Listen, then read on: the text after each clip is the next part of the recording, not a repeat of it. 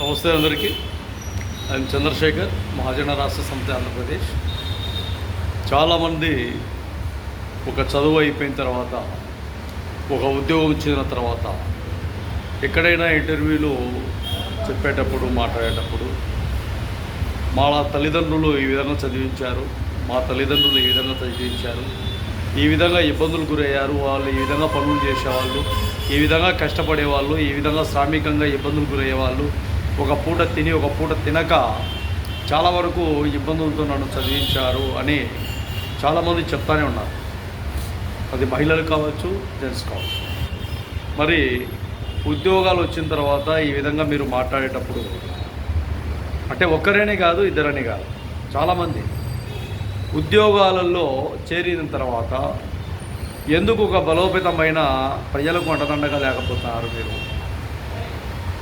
ఎందుకు స్వార్థపూరితమైన వాతావరణంలో గెలుపొందాలన్నా ఓడిపోవాలన్నా అని ఆలోచన పక్కన పెట్టేస్తే ఎందుకు వేరే వ్యక్తులకు తలోకి మీ పాలనలో, మీ అధికారంలో ఎందుకు ఇబ్బందులు గురయ్యే ప్రమాదం ఉంది?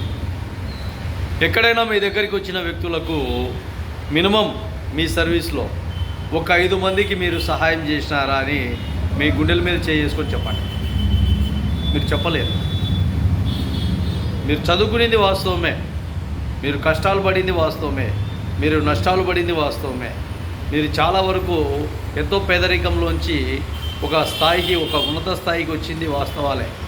కానీ ఉద్యోగం వచ్చిన తర్వాత, మీకు ఒక అధికారం చేతిలోకి వచ్చిన తర్వాత, మీరు ఒక అధికారంలో ఉన్న తర్వాత ఎందుకు ప్రజా సంక్షేమాన్ని మర్చిపోతున్నారు? ప్రజలు మీ దగ్గరికి వచ్చిన వాళ్ళను ఎందుకు చాలా వరకు నెగ్లెక్ట్ చేస్తున్నారు? ఎందుకు వాళ్ళతో మీరు డైరెక్ట్గా ముఖాముఖి మాట్లాడలేకపోతున్నారు?